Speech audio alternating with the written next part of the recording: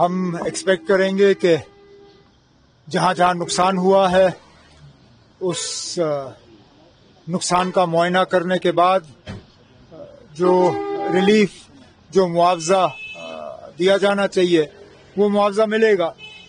यहाँ तरह तरह के नुकसान का हमें सामना करना पड़ा है। काफी हद तक जानी नुकसान, खासकर किश्तवाड़ और माता वैष्णो देवी में। उसके बाद माली नुकसान, मकान, दुकान, सरकारी स्ट्रक्चर, उन्हें भी नुकसान हुआ है। और खासकर इन दिनों में हम देख रहे हैं फसल को बहुत नुकसान हुआ है, एग्रीकल्चर, हॉर्टिकल्चर दोनों। और बदकिस्मती से लगातार इतने दिन हाईवे बंद रहने का नतीजा ये रहा कि जहां मेवे का नुकसान बारिश से नहीं हुआ, वहां अब ट्रकों में सामान सड़ रहा है। अब जब कॉम्पनसेशन की बात आएगी तो उन लोगों को भी कॉम्पनसेट करना होगा जिनका हार्वेस्टेड फ्रूट जो है वो ट्रकों में सड़ गया है।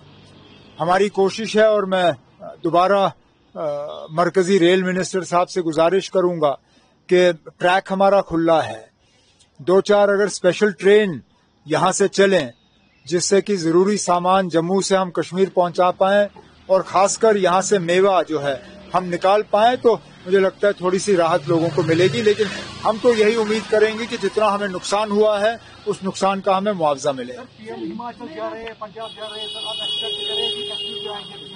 अब होम मिनिस्टर साहब तो होके आए हैं यहाँ, तो ऐसा नहीं है कि कोई नहीं आया।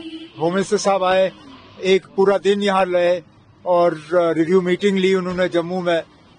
वजीर आजम साहब आना चाहेंगे तो बड़ी अच्छी बात है, लेकिन हम तो इस बात से हमें तसल्ली है कि कम से कम मरकजी टीम जो है वो यहाँ आ रही है और हम उम्मीद कर रहे हैं कि जल्द से जल्द जो है अपना काम मुकम्मल कर लेंगे।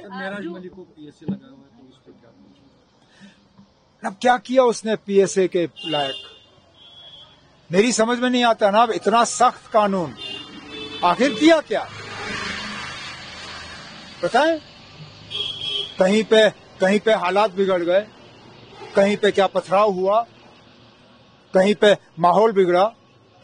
उल्टा जिन लोगों ने यहां माहौल बिगाड़ा, जिन लोगों ने हमारे मजहबी जज्बातों के साथ खिलवाड़ किया, जिन लोगों ने हजरत बल में जो है माहौल बिगाड़ा, वहां पे तो कुछ नहीं।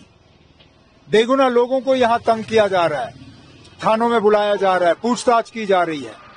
लेकिन जिन्होंने हमारे मजहबी जज्बातों के साथ खिलवाड़ किया उनके खिलाफ कोई कार्रवाई नहीं। एमएलए साहब ने अगर कोई गलती की हो तो वो असेंबली में सुधारा जा सकता है, वो स्पीकर साहब की निगरानी में उसको जो है दुरुस्त किया जा सकता है।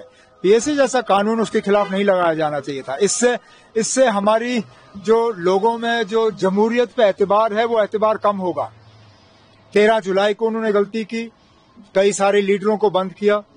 14 जुलाई को उन्होंने गलती की, पुलिस से मुझे धक्के मरवाए। उसके बाद फिर ये एमएलए को पीएसए में बंद करना ये अच्छी बात नहीं है ना। अब ये हमारी जमहूरियत के लिए अच्छी बात नहीं है।